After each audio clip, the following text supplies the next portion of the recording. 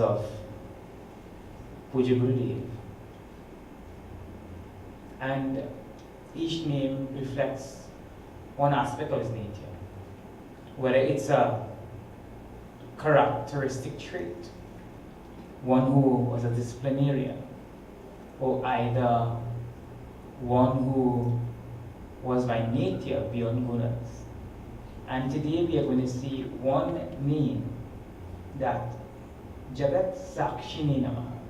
Yesterday we saw Jagat Atmani Namaha. We will chant from 27 and then we'll see that name. Om Gunatitaya Namaha. Om Gunatitaya Namaha. Om Grantakrate Namaha. Om Grantakrate Namaha.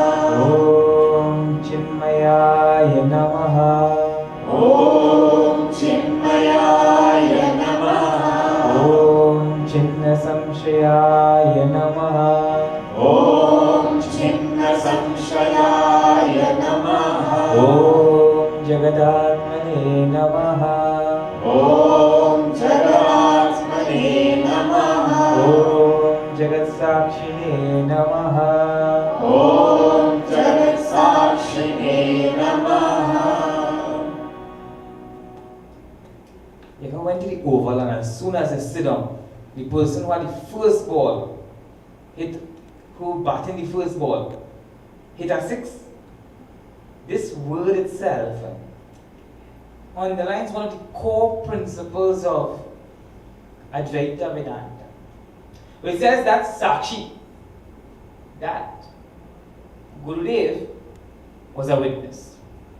And the Rishi tradition, the Mahatma tradition, the Sadhu tradition, has one reference for witness when they say like, so whatever happens in this hall, whether it is that the mic be trouble, whether the group goes singing tune, and anything like that, or the brahmachari go high, high, down, the light enables all things to happen. The light doesn't get involved in the activity.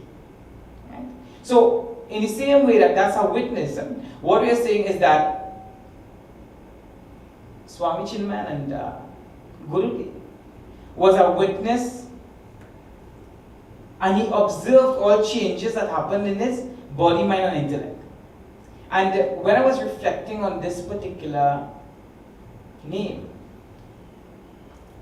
our Param Guru Swami Tapovanji Maharaj, he was also a witness of a very high caliber.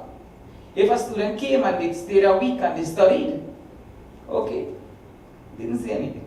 If he came and they stayed a month, okay. If they never contacted him anymore, okay. And you would see that Swami Tapovanji Maharaj, most of his life he lived as a Sakshi itself. And one of the things that is important when we analyze the word Sakshi is one, when he sits in meditation, should be a Sakshi to his thoughts. So whatever thoughts that are coming to my mind, whether it be good thoughts, whether it be bad thoughts, I should just be looking at those thoughts. I should know where be, like how I sit in the bank of a river and I see the flow of the river, and I see things flowing in the river and I don't go along with the river. Same way when I sit in my meditation, I should just be an observer. And when our Swami Tapovanji Maharaj was physically ill, our Gurudev went there, and one teardrop fell from his eyes because his Guru is sick.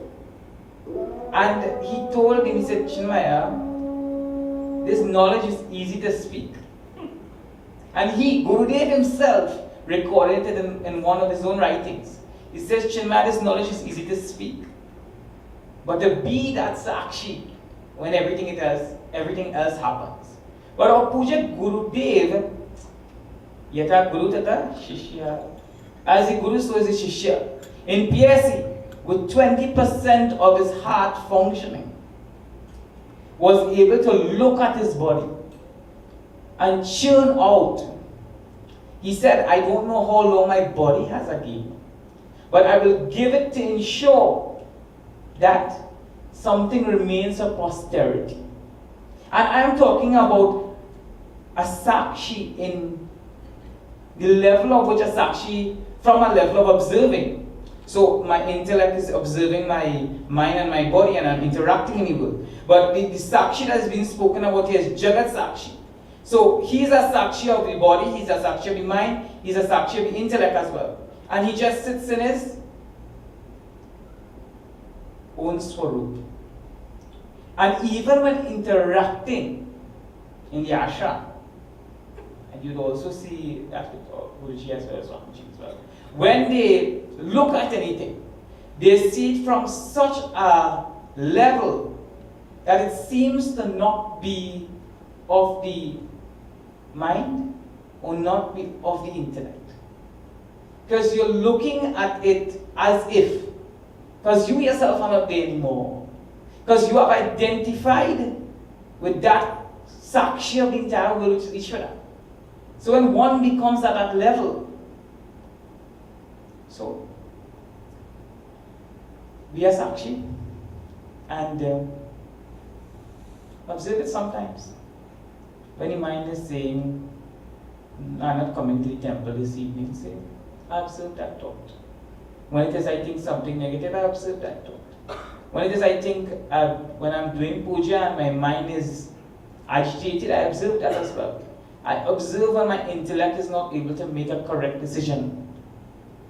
And sometimes it's very important for us to stand aloof from whatever is happening in society. Sometimes we become too involved in everything.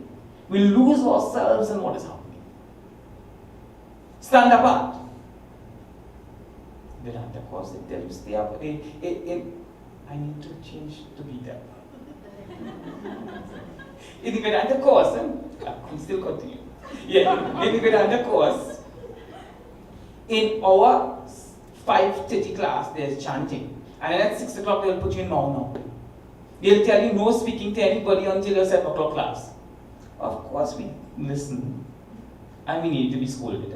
But at that initial stages of our Vedanta course, you were told to be quiet. Because only when you quiet the mind and quiet the intellect that you can observe. And then you'll ask the question, who's observing? And then the observer itself will drop after some time. And you'll rest in the self. Om Jagat Sakshine Namaha. Shri Krishna Sharanam Mama. Shri Krishna Sharanam Mama. Shri Krishna Sharanam Mama. Shri Krishna Sharanam Mama. Shri Krishna Sharanam Mama. Shri Krishna Sharanam Mama. Shri Krishna Sharanam Mama. Shri Krishna Sharanam Mama. Aparam Bhavato Janma Param Janma Vivasvataha. Shri Krishna Sharanam Mama. Shri Krishna Sharanam Mama. Akamital Vijaniya Vado Prokavanihi. Shri Krishna Sharanam Mama. Shri Krishna Sharanam Mama. Shri Krishna Sharanam Mama. Shri Krishna Sharanam Mama. Sharanam Mama. Sharanam Mama. Is there anybody here that likes to go to the beach. Anybody here would like to swim? After the satsang. So, sometimes if you go, I have a friend who do deep sea diving. I also looked at some show recently that they were doing some diving at 150 feet down. Right? And sometimes you say you're working in the, I don't want to say the government, but anywhere where you have plenty free time. And you're able to take time off and say you're working Port of Spain and you're going Shakashikari. Not Shakashikari. Where you go Shakashikari? No, you can't go to Tobago. What's the closest place to Port of Spain there? Macri. So you're going Macri and you go to do deep sea diving. But today you have 2 hours. So you will dive for probably about half an hour. But suppose you run away from work and they call you back because you have an assignment to give up. How long will you wait for or dive for? 10 minutes. Right? But in that diving, you may not be able to see that much fishes and that much things below the surface. You may just see what is essential there and return back to work. So today, we are going to do some diving into the Gita. And we're going to try to cover some essential points that if you need to cover more points on November 1st, the Vedanta course will be starting. Chinmaya 2-year course, and you get everything in full detail there. So don't hold me to task if things are not as detailed as they should be. So Aparam Bhavato Janma. We are doing chapter 4 of Gita. We are on the 4th verse. And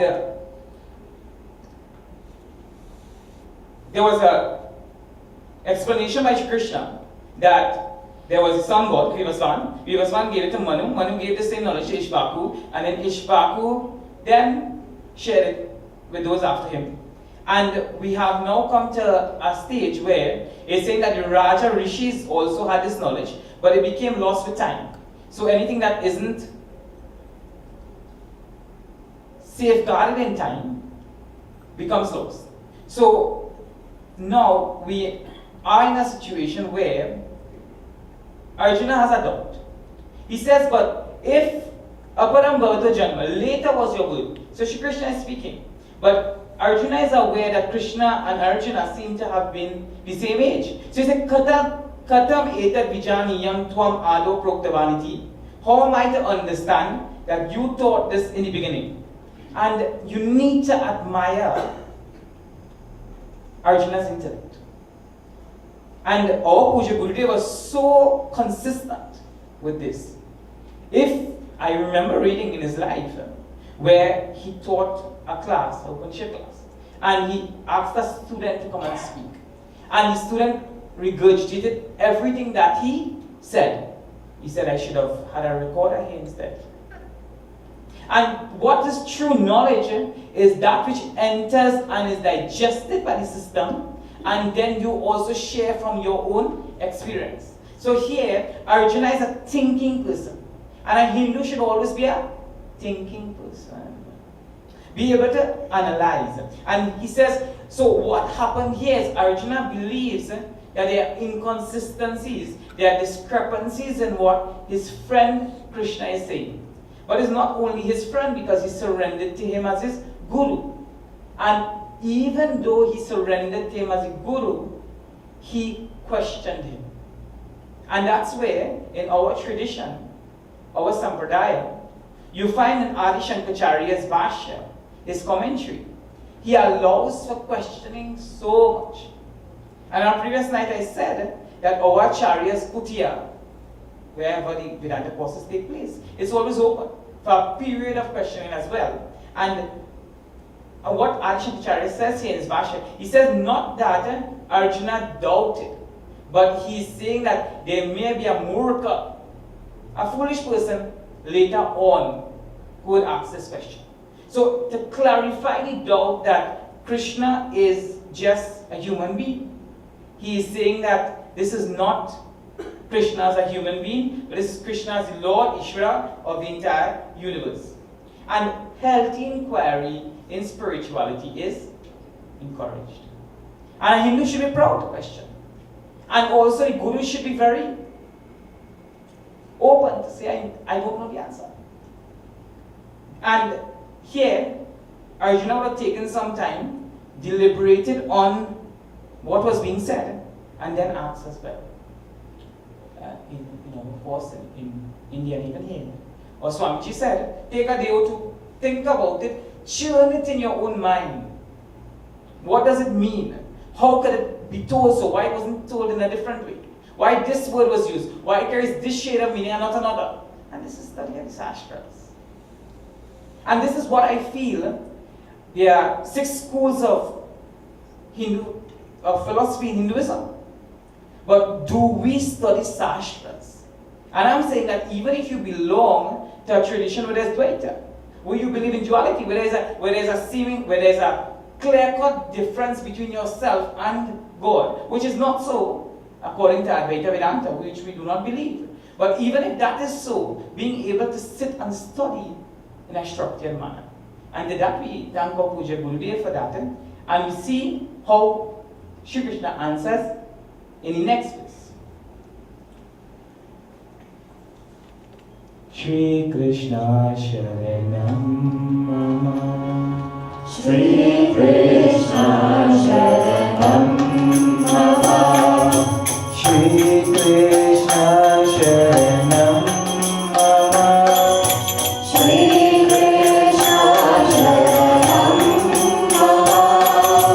Shri Krishna Sharanam Mama. Shri Krishna Sharanam Mama. Bahuni Vyatitani Janmani Tava Charuna. Shri Krishna Sharanam Mama.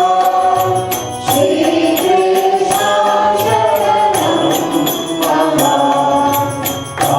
Kanyaham Veda Sarvani Natvam Veda Parantapa. Shri Krishna Sharanam Mama. Shri Krishna Sharanam Mama. Shri Krishna Sharanam Mama. Shri Krishna Sharanam Mama. Sharanam Mama. Sharanam Mama. Sharanam Mama. So Arjuna had a doubt. He went to Shri Krishna. And even if you notice the teacher's style, and I was speaking to somebody a few days ago and asking them what was their favorite phrase in Gita. And they said, Yata Ichasita Takuru in chapter 18, verse 63. It says, you do as you please. Shri Krishna, at the end of telling this whole entire 700 verses, says to Arjuna, I have given you what I know, and now you have a choice as to what to do with your knowledge. And that's where our spirituality, the Hindu spirituality, is not about pulling a wool over somebody's eyes. It's about putting your intellect to task where you are now and saying this thing makes sense or it doesn't make any sense. And here, Shri Krishna is answering him. He says, Bahuni me vyatitani. He says, Bahuni me vyatitani janmani tava charjuna. He says, Bahuni means many. He says, I have had many janmani, many births. Krishna is saying, remember he's seeing a physical person in front of you. But he is saying that I have had many births. And so now Arjuna really has to change his perspective because he was seeing Krishna more as a friend, as a master, as a guide. And now he has to recognize that Krishna is speaking from his Ishvara perspective. And isn't it true that many times somebody will be in front of us? And in my own life I would have experienced it as well. People will be in front of us and we wouldn't recognize who they are until a very long time after. When I went to Mumbai for the first time, after 2 months of staying there, our Vibhuti Vision Center, Puja Guruji asked me if I'm going, and I said yes. When I reached Vibhuti, this Guruji is who manages 250 centers, very good administrator, always busy. So I reached Vibhuti and I went to his kutia. He doesn't have a split second to spare. So he said, I say come, I say yeah man. Adi, he said, until when you stay, I say until you stay. Imagine I'm talking to the guru of the entire mission, who I'm going to do a course on in a few months' time. But I don't have that sense of recognition for who he was. And because of that, I didn't know what to ask. I didn't know what to say. So as if Krishna is pulling Arjuna up and saying, catch yourself, you know? Not really. But he's saying that I have been here many times. And I tell you, if there's one principle is called by a Hindu, his entire lifestyle will be different. If you recognize the fact that you were here before,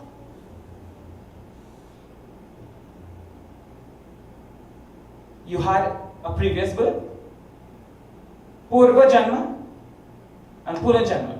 Purva, I was here before. So sometimes it will give me trouble. All I talk to him and tell him to do this, he wouldn't do it. Every time I tell him put his socks in his shoes, he put it all over. When he come home, cocking up his foot on me, cocking up, that's a Trini word I think. He put his foot on the couch. And even though, because in his personality, he has some vasana, that he doesn't really have things put in place. And that has to come from some previous life. And here, Shri Krishna is saying, Tava Charjuna. He says, Arjuna, you also have a previous life. So not that Krishna alone was there and Arjuna was absent. They both were present. And he says, Tanyaham Veda Sarvani. He says, I know. And there are things worth knowing in the world. And there are things not worth knowing as well. And last time we were talking about the fact that there was so many secrets that people have, some scams and scandals and things that may not be worth knowing. But he says, know that you are eternal by nature. Know that you are birthless. Though you may be in this form in front of you right now, and you perceive yourself as a body, you perceive yourself as being 50, 60, 70 years old, and you think that you will one day leave this body, you wouldn't. And even if you do, countless births you had. So Krishna had countless births, you also have countless births. And he says, Veda Sarvani, I know them all. And that's an interesting thing that Shri Krishna is saying that I know all my previous births. And when Gargi, who was the person who was giving the name, Nam's Karan Sanskar, to Krishna, he said in his home, he told Nanda Baba, he said, this child had many births before. And he was reading the astrological chart of Krishna. And in that chart, he was seeing that Krishna was born many times before. And he says, Krishna says no, he said that I know my past. And also in our tradition, if you study the work of Patanjali, Maharishi, he said it's a siddhi, it's somewhere in your yoga where there's a possibility of remembering your past. Why we don't remember it? Because we have so many vasanas from the past. We have so much desires as well. So, the Lord is able to remember because He's beyond time. He's in all time. So everything that happens, for instance, you go into a football game and you go in half time. You could only tell what happens after that particular time. But the person who was there when the first ball was kicked off, and when what the referee also did, has the ability to do so. So that entity functioning as the all-knower, Sarvagnya, Ishvara, is able to remember. And at some point as well, there are people called Trikal-darshi in these ashras. Some rishis, some saints who would have been able to see past, present, and future as well. That is not an impossibility. But that also is not the goal of Vedanta. So, the Lord comes into the world and He's always conscious of His divinity. And we come in the world and sometimes we are conscious. Sometimes we know Chidanandarupa Shivoham Shivoham. So I am that eternal, blissful. But Lord, every time the Lord is here, Lord never loses sight. So if that is your Lord, try to never lose sight of your divinity. Wherever you are. You may have fallen for some reason. You may get in an accident. Car flip over a few times. And you imagine coming out of that car saying, Ajam, I am worthless. I am Nitya. I am eternal. And there are people who live like this as well. Study the life of Sadashiva Brahmendra, South Indian saint. He lived like this. And it isn't impossible also to live like this. But what is required is to reach a level of purity. What is required is to reach a level of desirelessness. And in Shankara's Bhashya, in this particular verse, he says, I'm Nitya, you are. Krishna is Nitya Shuddha Buddha Mukta Swabhava. I am eternal, I am pure, I am of the nature of knowledge, and I am ever free. And you also. You are free by nature. There is nothing in this world that can bind you. Nothing that can make you sorrowful. And how a lotus remains in the murky waters unattached from everything. We also have that potential to just be in that awareness of our own divinity as the Lord is. So let's see what Krishna continues to say. Shri Krishna continues to tell of his own nature. Because when he watched Arjuna's face, he looked confused. So he said, let me tell you a little bit about myself. Shri Krishna Sharanam Mama. Shri Krishna Sharanam Mama. Shri Krishna Sharanam Mama. Shri Krishna Sharanam Mama. Shri Krishna Sharanam Mama. Shri Krishna Sharanam Mama. Shri Krishna Sharanam Mama.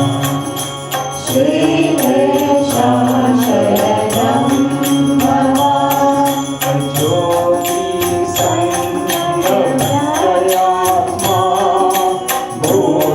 Bhuvanani Jyoti Sangam. Shri Krishna Sharanam Mama. Shri Krishna Sharanam Mama.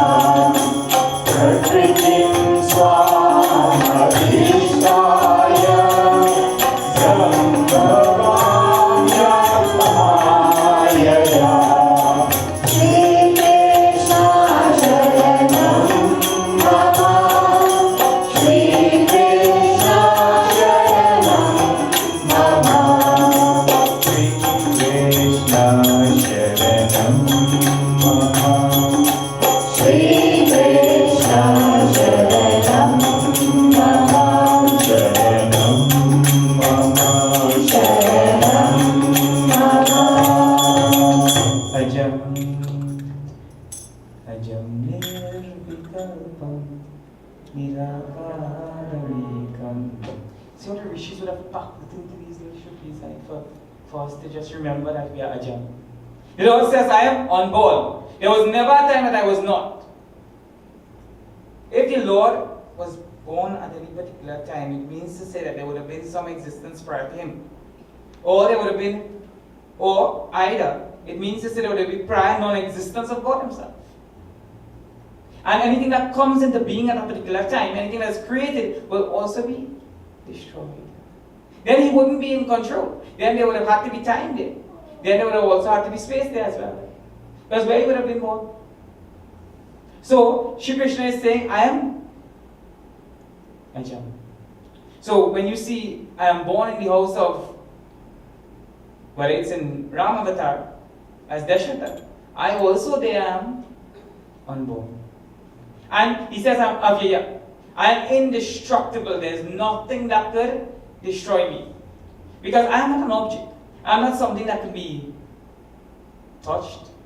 I am not something that can be, has parts. So I'm not limited in time and space. So I'm Ajam and I'm Avyayam. I am also Bhutanam Ishwaro Pisan. Bhagavan says I am the controller of all things. And the Adishankaracharya says here, he is a controller by just controlling by his own mind. Meaning he is the inherent possibilities in the universe in Maya, which is the three gunas, Sattva, Rajas and Tamas, and he controls by just being. He also says, Sambhavam Atma Maya. He says, I manifest by my own Prakriti. I manifest by my own Maya. When we manifest in the world, we come because we have some strong desire. So if it is that I'm a lover of coffee, at the end of this satsang, I will be at some establishment, I don't want to advertise, some establishment where they sell coffee. But suppose I like mountain coffee, and I know a Swami, let's make mountain coffee. So at the end of this satsang, I will try to get in contact with Swami, wherever the Swami is. Because my desire, that's the strongest desire that I have. And it's interesting, and I want to share something with you that shows our weakness, but it's also very relevant. When I fast on a Saturday from no salt, the first place I end up on a Sunday morning, for some time, would have been the Douglas man. And that shows a weakness in my personality. Or sometimes I would even keep the food that I went out to satsangs, keep it in the fridge and get up the next morning early and organize it. But also what happens, right, is that it shows that my strongest desire causes me to be in the ashram kitchen the next morning. So what about strongest desire may be now? Some people, even in the satsang, their strongest desire might be sleep. So trying to keep the eye open, but think hard. So they might be sleeping. So whatever is our strongest desire at any point in time, and that's why we need to be very careful of what desires we have. You show me your desires and I'll tell you who you are. Or I tell you who you will eventually be. So sometimes as a sadhak, you need to keep very high desires. Though the point is to get beyond desires, sattvic desires are very important as well. But the Lord, when He comes, He doesn't utilize things of the universe. So He doesn't need them as if we are having a play. We need to take things from the universe and create props. And then we also run around the tree and sing two songs and things like that, right? So that's... I'm not running. Not me, somebody else. One of our yuva kendras. Right? So what happened is that some things need to be created externally to allow that action to happen. But what we are saying here is that when the Lord comes, He doesn't need anything else because He's independent of what happens here. He uses His own inherent nature to play. And Adishankaracharya in his Bhashya says, he says, Swamaya Dehavan Iva Jata Iva. He as if takes a body. And he as if is born. But why? Loka Anugraha Kurvan Iva Lakshyati. And this is what Iva is coming up so much here. And as if. So he's born as if. He takes a body as if. Then he serves the world as if he appears to be doing something for the benefit of the world. Because he really can't take good. He really doesn't have any particular form. How can you limit God to 1/4? So, let's see what the next verse continues to say. Why it is that the Lord comes, why he seemingly takes a form, and what purpose does it serve for the devotee. Shri Krishna Sharanam Mama. Shri Krishna Sharanam Mama. Shri Krishna Sharanam Mama. Shri Krishna Sharanam Mama. Shri Krishna Sharanam Mama. Shri Krishna Sharanam Mama. Yada yada hi dharmasya glanirvati bharata. Shri Krishna Sharanam Mama. Shri Krishna Sharanam Mama. Anam adharmasya Rajmanam sujamyaham. Shri Krishna Sharanam Mama. Shri Krishna Sharanam Mama. Shri Krishna Sharanam Mama.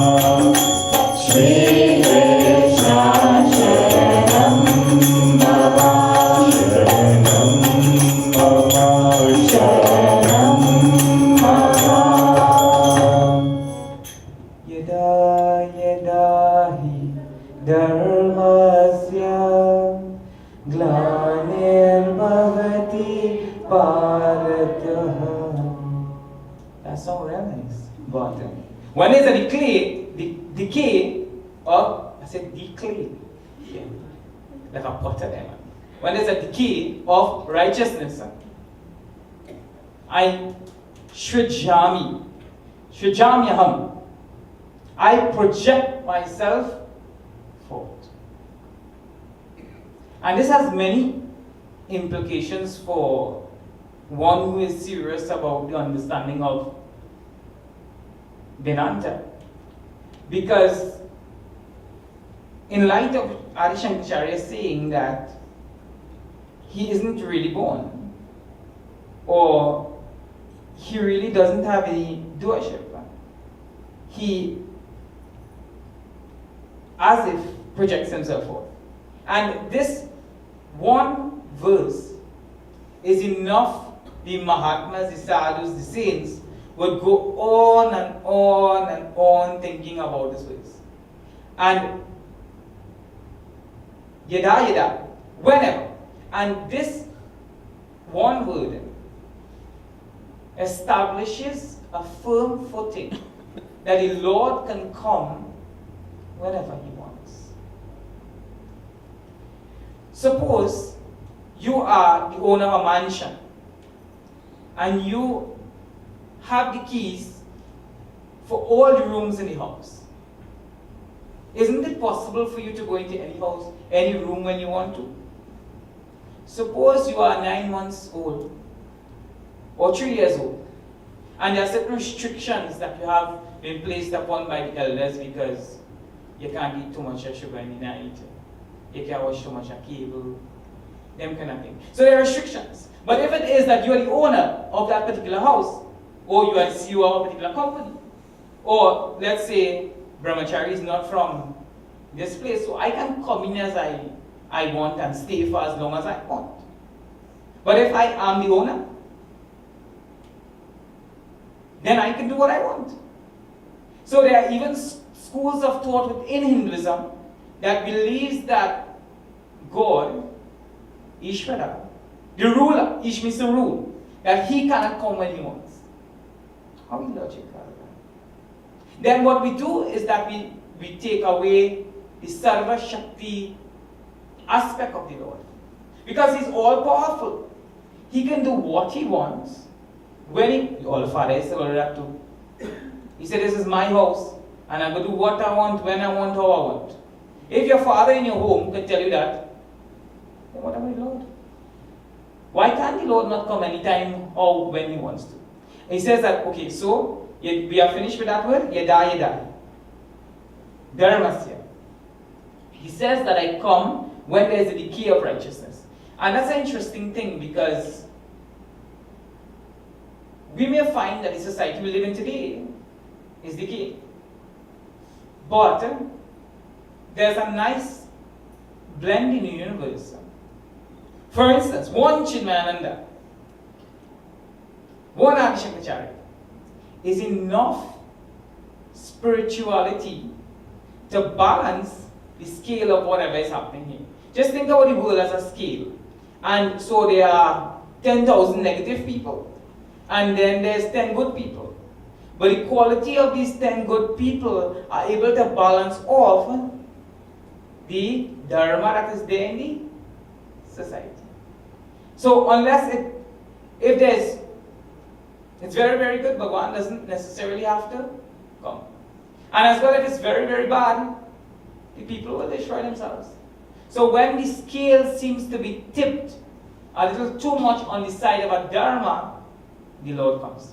And the Lord comes with all his glories. Vairagya. The Lord is dispassionate. Yashas, he's famous. Aishwarya, he has his sovereignty. He has Shri as well, he has glory. He has dharma as well. Many aspects of the Lord can be identified. The Mahatmas normally say he comes with these inherent powers. And the purpose he comes for, in Adishankacharya beautifully says as well, he said, Bhagwan Bhavam Nihatya Yogam Dadati Iti Bhagaha. He who destroys earthly sufferings and also the craving for worldly enjoyments. So there's two things the Lord comes from. So he comes to destroy your suffering, and also he comes to put you on the path of enlightenment.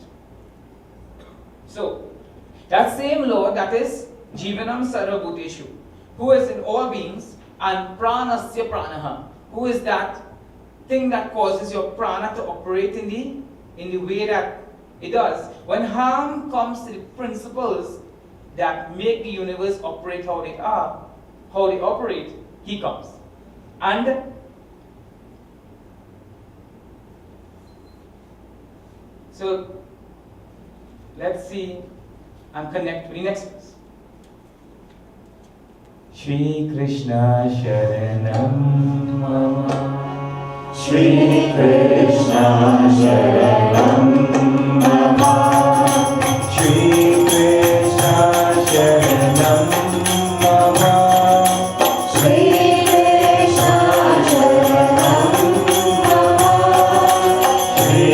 Krishna Sharanam Mama, Shri Krishna Sharanam Mama, Shri Krishna Sharanam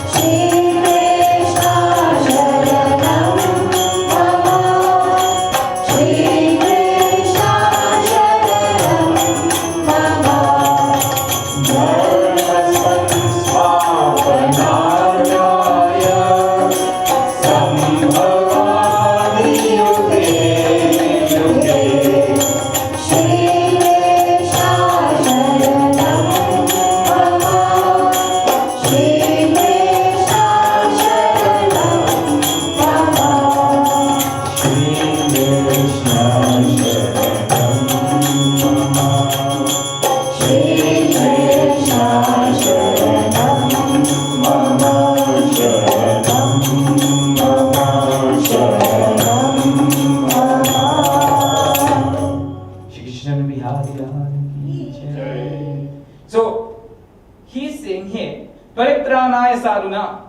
He says, I come to protect the sadhus. And I smile a little bit when I see this verse because I knew in not too distant past when I heard lectures on Trinidad or stories about Trinidad. Every village had a sadhu. Each village had a noble soul. And the Ramayana states, the sadhu is one that his heart is as soft as butter. Because of the amount of ghee he eats. That also could be possible. That's something we sadhu have to be careful about. We have plenty doctors in the crowd. Actually, the one me about that already. So, to protect the sadhu, and sadhu means noble. And see, the law just comes to protect noble people. So nobility seems to be where we should be. Wherever you are, so you could be Indian, you could be African, you could be Chinese, Japanese, you could be a child, you could be husband, wife. He says, just be sadhu, and I will protect you. And the protection is one the Lord taken avatar, but the other is protection in 108 nights satsang. You see, the words of the Lord himself is his protection. So he says, whenever, he says, Paripranaya sadhunam vinashaya chadushkritam. He says, whenever it is that for the destruction of the negative things and for the protection of the good. So, there's a trend that we try to integrate somebody's personality through trying to talk to them in a good way. Change your habits. When Ravana kidnapped Sita, and God went across, and he said, well, you know, you did a wrong thing. And if you could change your ways, well, who do he is? Parents, let me hear that again. Who do he is what? Feel. So, the same principle is here, that he tried to transform him by the teachings. And that's our first way to try to transform anybody. Try to tell them what is right. But what happened is that even though he told him what was right, what was good to integrate his personality, what was good for keeping the society together, what was good values and virtues, he didn't follow Manava Dharma. He didn't follow that dharma of a human being that would have integrated his individual life and also the life of the society as well. And that's why we need to be very careful when we perform any action. Does it unite our BMI, our body, mind, and intellect? Does it flow into one sequence? Is there that straightforwardness? Or does it integrate my personality? Does it integrate my village? Does it keep the society together? Is it in line with the Deivic sampattis that are given in the Shastras? And Shri Krishna is saying here that Dharma Sanstarpataya, Sanstapan Artaya. He says, I come to establish Dharma. Because when the majority of people follow the unrighteous path. So, you know, we always wonder when the Lord will come now. But our Guruji, when he was talking about how good the place still is, Guruji, Swami Chinmaya Maharaj, he said, you always wonder how come we only gain so much people to study this Vedanta. In a batch in India, we have something like 80 students or something from all those states around Mumbai, English course. And he says, I still wonder how so much people still studying this thing. Because there's still an interest in spirituality. And once things are balancing out, because it can never be so much dharma that a dharma isn't in the society as well. The adharma and dharma are built-in concepts into the Maya itself. So both things must be there. It's just at some point in our,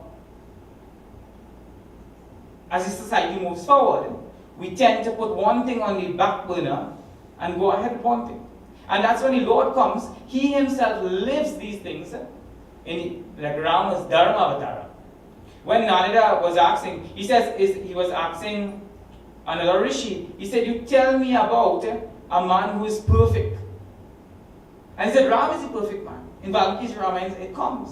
That Sri Ram is, it starts with Kosmin and it continues to list his qualities. He says, Ram exemplified, Tulsidas creates or personifies Sri Ram as being Ishvara, or God. But Valmiki doesn't. Valmiki says that Ram is a perfect man. And perfection is supposed to be where we should be. And we tend to think that settle for second best. But here, when selfishness reaches a point that the society itself is stifled, when ordinary, see the word sadhu means ordinary people as well. No good people living wherever they are. When ordinary people can no longer function. When arrogant tyrants control the entire society. And it's very true as well. When there's a roadblock in your village, they normally will send some police officers from right around the area. And if that doesn't work, then they call in the special forces. And then if that doesn't work, they'll call in the army as well. So there's a system put in place in the world to deal with problems, as well as in the society. When things become so bad, the Lord himself decides to come to rectify the situation. But the good thing here is, isn't that bad as yet. And there are many other aspects of how a dharma takes our control of our intellect. A dharma takes control of our intellect when we no longer want to study the sastras. When we no longer want to sit down and say, what does this word dharma mean? What are the many shades of meaning to dharma? And what does dharma mean for me? And what is kartavya karma? And what it is to be adharmic? And then I sit down and I put my entire family together at the level of the intellect. When I no longer want to analyze these things, it is a dharma at the level of the intellect. And a dharma at the level of the mind is when there's anger, when there's passion, when there's ego. When there's ego and egocentric desires, that is a dharma at the level of the mind. And a dharma at the level of the body is when I no longer want to perform my kartavya karma. When I no longer want to serve the society in the role that I should serve the society. So, the Lord says, Yuge Yuge, Akandananji Maharaj, one of the great sadhus of North India, he says the Lord should have put here instead of Yuge Yuge, in every yug, he should have put Yuge Ayugi. Because it means to say the Lord will come in a yuga, and then even when there's not a yuga, if the Lord feels to come, he should be able to come. Because that's the power inherent to the Lord. Shri Krishna Sharanam Mama. Shri Krishna Sharanam Mama. Janma Karma Jame Divyam Evam Yo Veditaha.